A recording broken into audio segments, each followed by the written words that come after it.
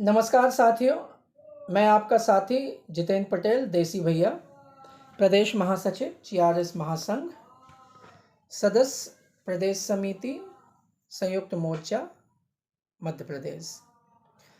साथियों, मेरे हाथ में एक मार्गदर्शिका है जो हमारे ग्राम रोजगार सहायकों से संबंधित है।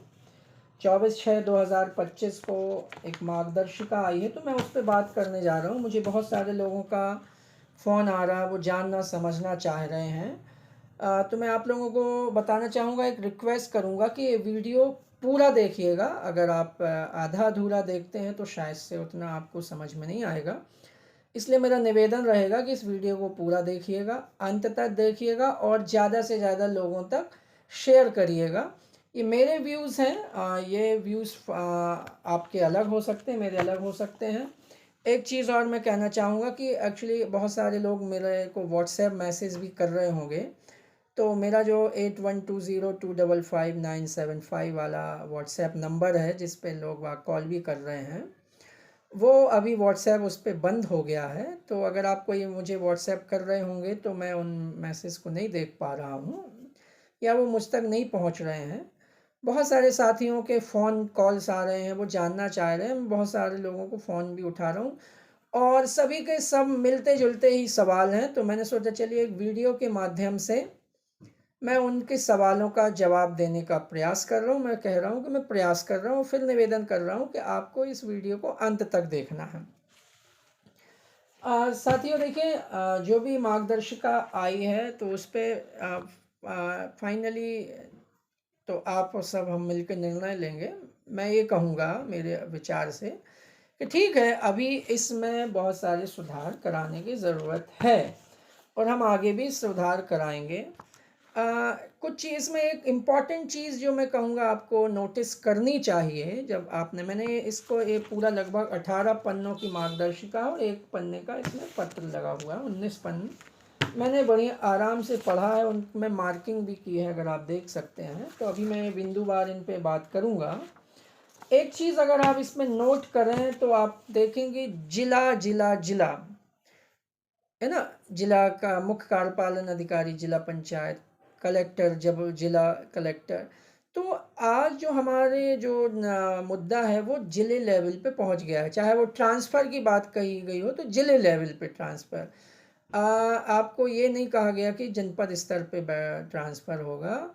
ट्रांसफ़र की जैसे बात कही गई तो जिले, मतलब जहां आप घूम फिर के अगर आप देखें तो जिले लेवल की इसमें बात की गई है। समझने वाले समझ जाएंगे, समझदार लोग हैं, इस पे मैं ज़्यादा कुछ नहीं कहूँगा। दूसरी चीज़ ये देखनी है हमें कि जैसे अभी मतलब वो देख रहा था कि हमारा जो सीआर पत्रक भरा जाएगा, हमें 60% मार्क्स की बात कही गई है। तो उसमें मनरेगा की लेबर बजट का टारगेट का कहीं मेंशन नहीं है। इसमें भी आप सब भी बहुत सारे लोगों के बहुत से डिफरेंट विचार हो सकते हैं। मैं फिर कहूँगा, ये जो मार्गदर्शिका प्राप्त हुई है इसमें बहुत सारी चीज़ों की सुधारने की है।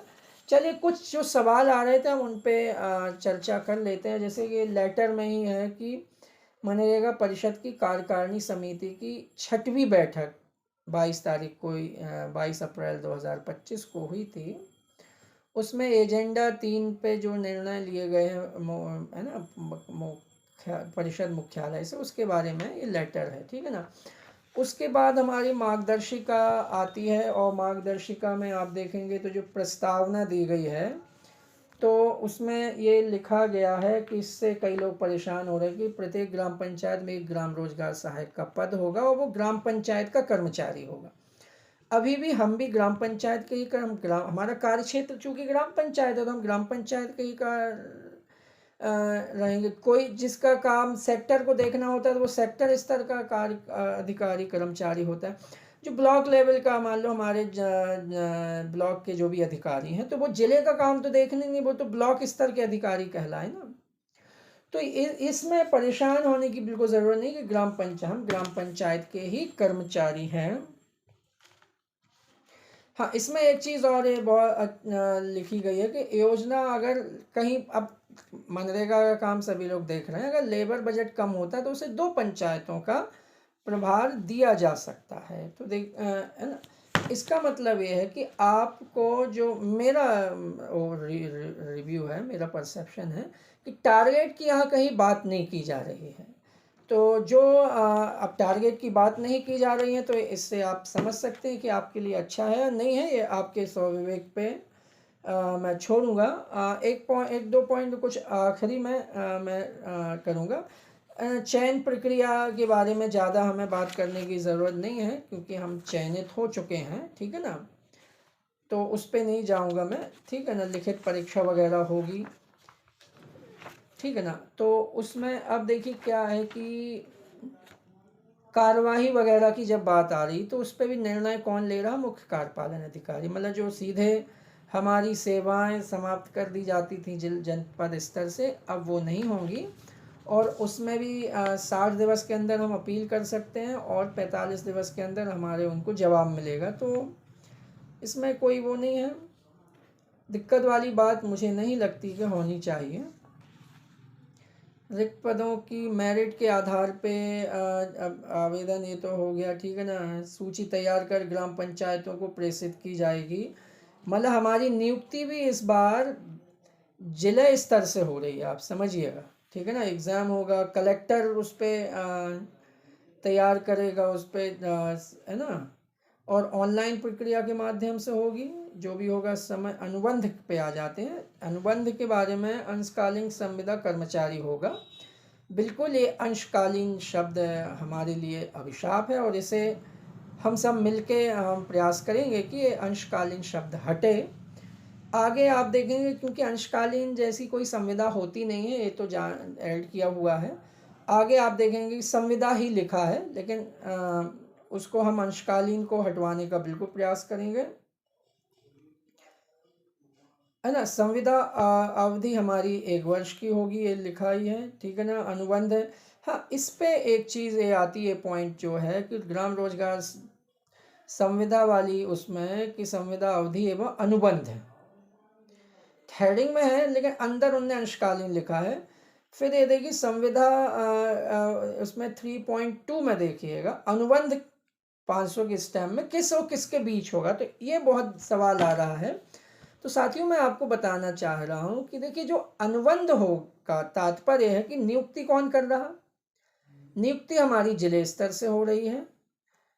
अनुबंध जब होगा तो वो ग्राम पंचायत स्तर पे, आप मान लीजिए एक पटवारी है, तो पटवारी जो होता है उसका नियुक्ति कहाँ से? ग्राम पंचायत से नहीं होती, तहसीली। तो तहसीली में किसी न किसी अधिकारी को जाके अपना प्रभार कार्यभार संभालता है, देता। टीचर है, मान लो आपके गांव में टीचर है, एक प्रधान अध्यापक है, दूसरा नया टीचर आता है, चाहे गुरुजी हो या कोई दूसरा नया टीचर, तो वो उनको उनको अपना प्रभार लेता है, पदभार लेता है।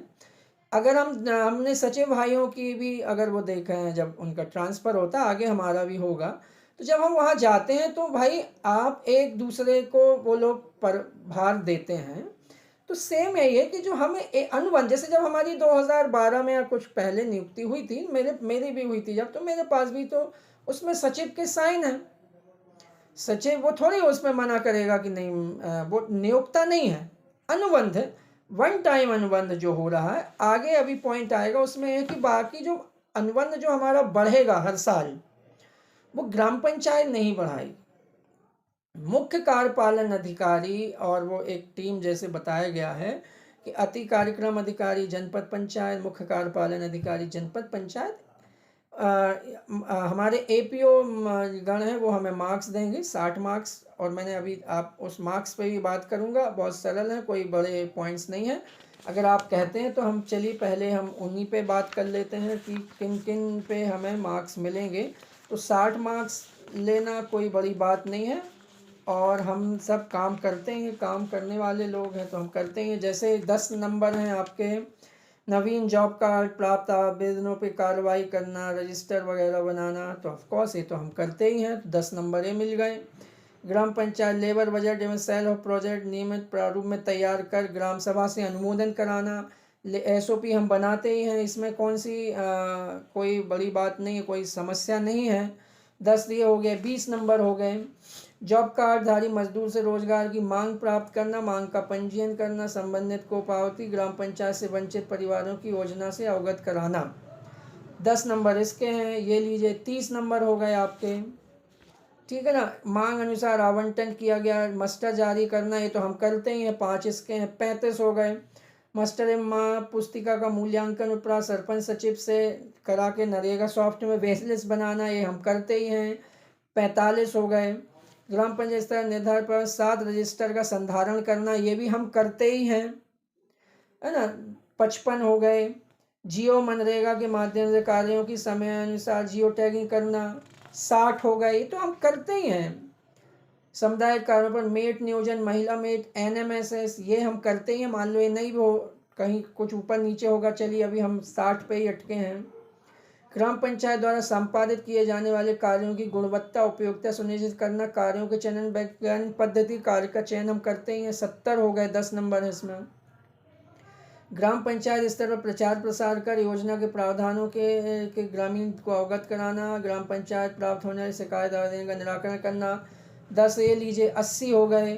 शासन विभाग द्वारा सौंपे गए अन्य कार्य हम करते ही हैं, 90 हो गए, है ना। मतलब ये मुझे नहीं लगता कि बहुत बड़ी वो कोई है ना, तो इससे बिल्कुल निश्चिंत रहें, ठीक है ना। हमारा जो है कि अनुबंध एक बार हमें ज्वाइनिंग देना है, सिंपल ये है। जब आपका ट्रांसफ़र होगा तो आप क्या करोगे, अनुबंध ले जाके कहाँ पे जाओगे, जिस ग्राम पंचायत में आपका ट्रांसफ़र हुआ है तो वहाँ आप किसे दोगे, किसी न किसी व्यक्ति को तो दोगे ना आप। तो सेम है, इसमें ज़्यादा परेशान होने की बिल्कुल बात नहीं है, परेशान मत होइए, कोई दिक्कत नहीं है। और संगठन में शक्ति हम है ना। अब देखिएगा इसमें ये है, उसमें ये लिखा गया, देखिए एक प्रति जो हमारा जो अनुबंध होगा वो 3 प्रतियों में होगा। एक प्रति ग्राम पंचायत में, दूसरी प्रति जिला पंचायत में रखी जा रही है, तीसरी हमारे पास रहेगी। तो भाई जो जनपद में जो होता था वो अब सीधे कहाँ, जिले स्तर से होगा। तो इसमें थोड़ा परेशान होने की बात नहीं करेंगे अपन, परेशान ना हो, है ना कोई। हाँ, 3.4 पढ़िएगा आपके पास ही पर। अनुबंध एक बार निष्पादित किए जाने के पश्चात लागू संविदा शर्तों पर पुनः नए सिरे से अनुबंध निष्पादित करने की आवश्यकता नहीं होगी। लिखा है साफ साफ कि दोबारा आपको अनुबंध नहीं करना है, साफ लिखा है। थोड़ा सा इसको है ना, वीडियो पूरा देखिएगा तभी आपको समझ में आएगा। कई लोग सोचेंगे अरे ये तो पत्र ही पढ़ रहे हैं, पत्र में जो लिखा है उसके बारे में मैं आपको समझाने का प्रयास कर रहा हूँ। मैं मानता हूँ मैं आपको उतने अच्छे से नहीं समझा पाऊँगा, बहुत और भी गुणीजन है, लेकिन मैं प्रयास कर रहा हूँ। कब कि उनके विरुद्ध कोई अनुशासनात्मक कार्रवाई ना हो, है ना, वो तो है, तो वो तो वैसे ही है। लिखा है अनुबंध स्वतः समान शर्तों में मुख्य कार्यपालन अधिकारी जिला पंचायत द्वारा नवीनीकरण किया जाएगा, स्वतः ही किया जाएगा। प्रचलित अनुबंध पत्र पर मुख्य कार्यपालन अधिकारी जिला पंचायत द्वारा आगामी 1 वर्ष के नवीन टीप दर्ज की जाएगी। अनुबंध वही है, सिर्फ टीप दर्ज की जाएगी। वार्षिक मूल्यांकन पत्र पर में अनुसार है, वो तो हमने बता ही दिया आपको। न्यूनतम 60 अंक प्राप्त करना अनिवार्य है, कोई बड़ा काम नहीं है। अवधि का भी बता दिया। ये देखिए मतांक का चैनल क्या है, वही अति कार्यक्रम अधिकारी जनपद पंचायत, मुख्य कार्यपालन अधिकारी जनपद पंचायत, और फिर जो स्वीकार करता रहेंगे जिला पंचायत मुख्य कार्यपालन अधिकारी। तो आप लोग थोड़ा सा बिल्कुल परेशान ना हो। जो चीज़ें, हाँ मैं ये नहीं कह रहा हूँ, अपील के लिए भी हमें दिया गया है समय, ठीक है ना। निम्नांकित अपील की जा सकती है। तो अगर आपको 60 अंक दिए हैं, किसी ने दे भी दिए हैं, तो भाई हम संगठित रहेंगे, तो अगर हम उस पर रिव्यू करेंगे, बात करेंगे कि आपने 60 से कम नंबर किस बेस पे दिए, हम अपने कार्यों का बताएंगे, अपने कार्य बताएंगे उन्हें, ठीक है ना।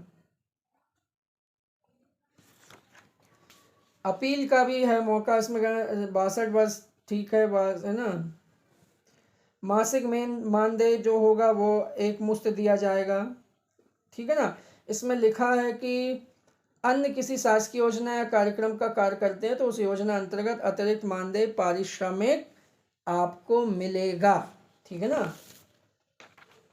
अनुशासन और नियंत्रण की बात आ गई है, ठीक है ना।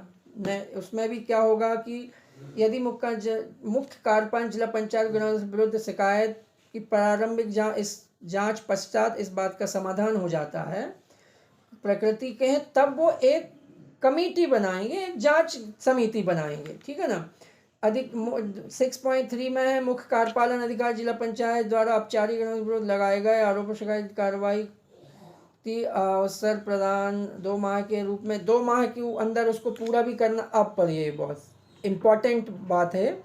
शिकायत 6.4 जो हमारा बिंदु है, शिकायत आरोप की विस्तृत जांच की अवधि में औपचारिक ग्राम रोजगार को शासकीय कार्य से विरत रखा जा सकेगा एवं इस अवधि में ग्राम रोजगार सहायक को उसके निर्धारित मासिक पारिश्रमिक का 50% पारिश्रमिक प्रदान किया जाएगा। जांच के पश्चात दोषमुक्त होने की स्थिति में रोके गए संपूर्ण पारिश्रमिक का भुगतान किया जा सकेगा। ये कितना महत्वपूर्ण बिंदु है साथियों, इसको देखिए आप बिल्कुल। और अब मैं वो शब्द नहीं बोलूँगा, मैंने बोला कि बार बार इसमें जिले का जिक्र हो रहा है, तो आप समझ लीजिए कि आपका जो है, आप मजबूत हुए हैं इससे कि कमज़ोर हुए हैं। अब फिर वो अपना अपना पॉइंट ऑफ व्यू हो सकता है। शासकीय राशि गबन की स्थिति में रोजगार सहायक की सेवा किया जाए होने की स्थिति में ही ग्राम रोजगार सहायक जब जांच हो जाए तभी, है ना, उसके लिए उसमें भी फिर हम अपील कर सकते हैं, उस पर भी हमें अपील करने का प्रावधान है, हम अपील कर सकते हैं। युक्ति अवसर होगा। अब देखिए ग्राम एक पॉइंट पढ़िएगा, 6.8 पढ़िए। ग्राम रोजगार सहायक की सीधे सेवा समाप्त न की जाकर दंड प्रावधान क्रमशः चेतावनी, परनिंदा, नो वर्क नो पे के आधार पर मानदेय को अस्थायी रूप से रोकना। अस्थायी रूप से मतलब कार्य पूर्णता हो गया, जो कार्य पूर्ण हो गया तो उसको दिया जा सकेगा एवं संबंधित के द्वारा किए गए उपचार की गंभीरता के अनुसार पारिश्रमिक काटी जा सकेगी। तो कितना वाला ये भी बहुत इम्पोर्टेंट है कि अब आपको सीधे आपकी सेवा समाप्त एक पत्र में नहीं होगी, ठीक है ना। तो जैसे यदि कोई रोजगार सहायक, ये 6.10 पढ़ें, अगर कोई रोजगार सहायक की सेवा से पृथक हुआ था लेकिन वो न्यायालय के दोष मुक्त हो गया है तो उसको फिर से उसका अनुबंध किया जाएगा। ये भी एक महत्वपूर्ण पॉइंट है। और उसके नीचे कुछ पॉइंट्स हैं तो वो बिल्कुल उसमें वो तो हर जगह देखिए नियम कानून जब बनते हैं तो ऐसे ही बनते हैं। अपील का प्रावधान मैं पहले ही बता चुका हूँ क्या रहेगा, देखिएगा। आप एक बात समझिए कि आप कहाँ पे मुख्य कार्यपालन अधिकारी द्वारा पारित आदेश से व्यथित अभ्यर्थी कलेक्टर को अपील कर सकता है 60 दिन के अंदर। कलेक्टर से भी असंतुष्ट है तो वो मनरेगा हमारे आयुक्त को कर सकता है और उनको 90 दिन के अंदर ये देनी पड़ेगी, ठीक है ना, ठीक है ना। कोई संविदा तो वो ठीक है। ग्राम रोजगार सहायक का अब देखिए ये भी एक इम्पॉर्टेंट बिंदु है कि अगर नगरीय निकाय में विलय हो जाता है बहुत सारी पंचायतों का, तो वो अगर वहाँ पे एडजस्ट होता है नगरीय उसमें तो वो ठीक है, नहीं तो जहाँ पंचायत खाली है वहाँ पे भी मुख्य कार्यपालन अधिकारी जिला पंचायत परिषद की अनुमति से, जिला पर लेवल पे सारी काम हो रहे हैं तो, है ना, जब आपका और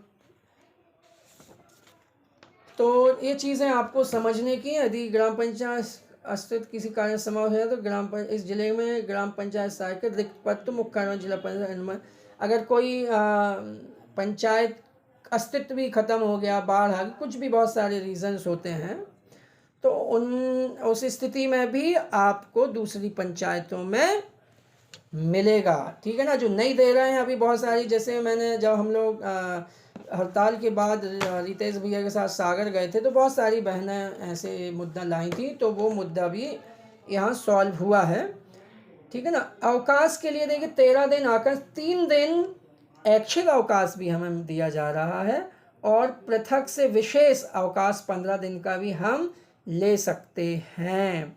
अब आपको ये निर्णय लेना है कि ये भाई आपके पक्ष में है या नहीं है। कैलेंडर वर्ष की देखिए, महिला प्रसूतिका की स्थिति में पात्रता उन प्रतिबंधों के साथ रहेगी जो महिला शासकीय सेवक के लिए मध्य प्रदेश सिविल सेवा अवकाश नियम 1977 में निर्धारित। तो एक प्रकार से आप देखा जाए कि जो मध्य सिविल सेवा का जो नियम है अवकाश का, वो लागू हो रहा है। मतलब आप कंपेयर कीजिए, जब हम छोटी छोटी बातें, जब हम एक शब्द को पकड़ के बैठ जाते हैं, तो हम यहाँ भी देखें कि आपको मध्य प्रदेश सिविल सेवा के रेफरेंस भी दिए जा रहे हैं आपके मसलों में। ये समझने की बात है, बाकी ठीक है। स्थान परिवर्तन में भी देखिए, उसी जिले में जिला लेवल पे आपका ट्रांसफर हो रहा, पंचायत जनपद स्तर पे नहीं है। यह स्थान परिवर्तन जिले के भीतर अनुमति से किया जा सकेगा। अब देखिएगा, इसमें एक पॉइंट और ये है, दिव्यांग एक आ गया, हाँ, विद्यमान पंचायत अनुबंध माना जाएगा, दूसरे में 7 दिन के अंदर करना होगा। अनुबंध हस्तांतरण किया जाए। स्थान परिवर्तन आदेश जारी 3 दिन के जिला कार्यक्रम को। एक पॉइंट मैंने अतिरिक्त प्रभार की भी है। आप देख, किसी उल्लेख कर स्थान परिवर्तन हेतु कलेक्टर ने पश्चात गंभीर में कारण मुख्य कार्यालय जिला पंचायत किसी भी समय, यहाँ 8.5 पढ़िएगा, किसी भी समय कारणों का उल्लेख करते हुए, ठीक है ना, किया जा सकेगा किसी भी समय, और स्थान परिवर्तन हेतु आदेश कलेक्टर के अनुमान कर जारी किया जा सकेगा। इसमें मैं ये कहना चाहूँगा, एक चीज़ अभी इसमें मिस हो रही है, जो हमारी हमारी बहनें हैं जो जिनकी शादी हो गई है या कोई और अन्य कारण, जैसे बीमारी परित्याग का तो दे दिया विधवा वगैरह का, लेकिन जैसे शादी हो गई तो उनका अन्य जिलों में, तो इस बात को रखेंगे। और जो भी देखिए इस मार्गदर्शिका में कमी है हमारे जो पक्ष में नहीं है, उसको हम अपने पक्ष में कराने का प्रयास करेंगे, ठीक है ना। और हम इस मार्गदर्शिका के आधार पे काम करेंगे, संगठित होकर काम करेंगे, तो हम बिल्कुल अपनी लड़ाई जीतेंगे, है ना। एक से अधिक पंचायतों का भी अभी है ना, अभी हमें तो बहुत कुछ लेना भी है। हमें लेना है कि साथियों, अब जो एक बहुत महत्वपूर्ण पॉइंट आ रहा है, जो 1.5 प्रस्तावना में ही लिखा हुआ है, जो काफ़ी क्या बोलते हैं, आपत्तिजनक है हम सभी को। थोड़ा सा मैं इसमें ये कहना चाहूँगा, देखिए पहले भी यही लिखा हुआ था कि ग्राम रोजगार सहायक को स्थायीकरण हेतु कोई पात्रता नहीं है और वह भविष्य में नियमितीकरण स्थायीकरण संबंधी कोई दावा नहीं कर सके। पहले भी लिखा था, ये कोई नया नहीं है। बस ज़रा सोचिएगा, ये पहले लिखा था तो हमने क्या लड़ाई नहीं लड़ी, हड़तालें नहीं की, हड़ताल करके हमने अपनी मांगें नहीं मनवाई, क्या संघर्ष नहीं किया। और एक चीज़ ध्यान रखिएगा, कितना भी कोई लिख ले, अपने हक और अधिकारों के लिए लड़ना एक व्यक्ति का, हर एक व्यक्ति का संवैधानिक मौलिक अधिकार है, इससे हमें कोई वंचित नहीं कर सकता। तो हम पहले आगे भी लड़ेंगे। एक शब्द और, अंशकालीन, बिल्कुल इस पे भी हम सभी को ध्यान देना होगा, इसको हमें संज्ञान में लेना होगा। और ये अंशकालीन शब्द जो है हमारे लिए बहुत सारे दिक्कतें पैदा करता है, इसमें हमारे भत्ते वगैरह ऐड नहीं होते हैं। लेकिन मैं यही कहूँगा, देखिए मैं ये नहीं कह रहा हूँ कि पूर्ण ये मार्गदर्शिका 100% पूर्ण है। ये मार्गदर्शिका नए लोगों के लिए, नियुक्तियों के लिए, हमारी नियुक्ति तो हो गई है। अभी आप ध्यान रखें, आपको मेरा एक सवाल इस सवाल के वीडियो के माध्यम से आखिरी में पूछना चाह रहा हूँ। पहला कि ये इस मार्गदर्शिका को आप ध्यान से पढ़िएगा पुरानी मार्गदर्शिका के आधार पे, और ये निर्णय लीजिएगा कि इसमें कुछ प्लस हुआ है या नहीं। अगर आपको लगता है कि प्लस हुआ है तो मतलब हम आगे बढ़ें, और आगे बढ़ने के चांस हमारे बने हैं, रास्ते खुले हैं। दूसरा एक चीज़ ध्यान रखिए, जैसे अनुकंपा नियुक्ति हमारे सचिव भाइयों को मिलती है, तो आपको क्या जानकारी है या होगी, क्योंकि हम सभी बहुत समझदार हैं, कि उनकी जो नियुक्ति अनुकंपा में होती है, तो जैसे अभी उनका वेतन सब कुछ करके लगभग 50,000 के आसपास है। तो क्या जो अनुकंपा नियुक्ति में जो नियुक्त होते हैं उनका भी 50,000 होता है वेतन? ज़रा सोचिएगा।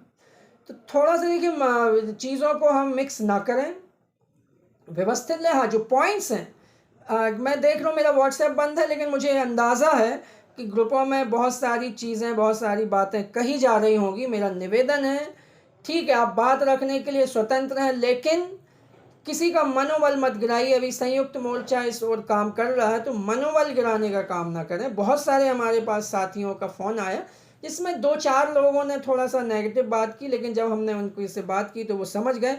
बाकी लोगों ने पॉजिटिव ही बात की है, और बस यही कहा कि भाई संयुक्त मोर्चे को जो हमारे टीम है उसको काम आगे आके करना चाहिए, और जो भी हमारे लिए उचित हो। और एक चीज़ आप क्यों भूल रहे हैं कि ये तो नियुक्ति लिए मार्गदर्शिका दी गई है। हम बाकी चीज़ें उसके, जैसे अभी हमारी महिला जीआरएसओ के लिए मंत्री जी ने कहा था 1 टाइम, एक बार उन्हें मौका दिया जाएगा। तो हम मंत्री जी माननीय प्रहलाद पटेल जी की बातों में संदेह बिल्कुल ना करें। वो जो कहते हैं, उन्होंने देखिए 22 तारीख को हमारे कार्यक्रम में आए और 24 तारीख को वो हमारे लिए मार्गदर्शिका उन्होंने प्रस्तुत कर दी, जो कमेटी जो बनाई थी। हाँ, अब उसमें और देखिए हमारे अध्यक्षगण जाके मिलेंगे, उन्होंने तो दरवाजे खोल दिए हैं ना। तो दरवाजे को खुले दरवाजे को आप अच्छे से उसका उपयोग कीजिए। दरवाजे जब खुले हैं, ये क्या, कई लोग बहुत अजीब अजीब बातें कर रहे हैं, मुझे पता, मैं व्हाट्सएप नहीं भी चला रहा हूँ, एक तो अंदाज़ा भी लगा सकता हूँ। दूसरे कुछ लोग फ़ोन करके बताते हैं, पूछते हैं भैया ऐसा लिखा जा रहा। तो मेरा सभी जीआरएस साथियों से हाथ जोड़ के निवेदन है, आप बिल्कुल भी भ्रमित ना हो, अपने नेतृत्व पर भरोसा रखें। हमारा नेतृत्व लड़ेगा। और देखिए एक चीज़ तो आप और हम सब अच्छे से जानते हैं, हम बात ही रख सकते हैं, हम लड़ सकते हैं, ज़बरदस्ती छीन नहीं सकते हैं, निवेदन ही कर सकते हैं। तो कृपया करके मेरा निवेदन है, और मैं ये भी जानता हूँ एक कुछ गिने चुने लोग ही लिख रहे हैं। गिने चुने लोगों को ही थोड़ा सा लग रहा है कि हाँ, और ठीक, उनका लिखना में गलत नहीं, लेकिन उचित प्लेटफॉर्म में, मर्यादित भाषा में। और एक बार लिख दिया ना, उस पर अब भाई आने दीजिए बात। अब कई, जैसे अभी कार्यक्रम ही हुआ था, कई लोग तो कार्यक्रम होने से पहले हिसाब मांगने लगे, कई लोग कार्यक्रम कंप्लीट नहीं हो पाया है, मतलब ग्रुपों में लिखने लगे। ये देखिए तरीका ठीक नहीं है भाई। जो चीज़ कहा गया और जो कहा गया है वो किया जाएगा। अगर वो नहीं किया जाएगा तो ऐसे लोगों का तो मैं भी साथ नहीं देता भाई। हम तो सत्य के साथ हैं ना। लेकिन आपका वाला सत्य, उनका वाला सत्य, ये नहीं। सत्य जो सत्य है, कोई भी चीज़ हो, कैसे अब हम हिसाब किताब की ही बात कर लें, टाइम लगता है, सब बनाता है ना। इतना सरल आपको कह देना लोगों को भड़काने के लिए कि भाई स्क्रीनशॉट ही डालना है, ये डालना। और स्क्रीनशॉट क्यों डालें? आप अपने बैंक स्टेटमेंट का स्क्रीनशॉट डालते हैं अपने घर वालों को? नहीं ना। आइए बैठ के देखें, समझेंगे। तो प्लीज़ जो भी साथियों को मेरा वीडियो अच्छा लगा हो, ये वीडियो दूसरे साथियों तक ज़रूर पहुंचाएं। और देखिए नेगेटिव कमेंट वाले तो कमेंट करते ही करते हैं। मेरा निवेदन है कि जो पॉजिटिव, जो बात को, हमारी बात को समझते हैं, वे लोग भी कमेंट ज़रूर करें, जिससे कि जो नेगेटिव कमेंट कर रहे हैं उनको पता चले कि नहीं भैया, अभी है ना, जो आप कह रहे हैं वही अंतिम सत्य नहीं है। हमारे साथी प्रयास कर रहे हैं, वो प्रयास करते रहेंगे। और बहुत सारे साथियों का हमारे पास फ़ोन आता है और वो कहते हैं कि भैया बहुत अच्छा कार्यक्रम था, जब भी ज़रूरत लगे, जैसी ज़रूरत लगे हमें बताइएगा, हम तन मन धन से मदद के लिए तैयार हैं। हमारा प्रोग्राम था, कुछ ऊपर नीचे हो जाता है, चलता है। तो इन्हीं सब के साथ मैं अपनी वाणी को विराम दूंगा। जय हिंद, जय भारत, धन्यवाद।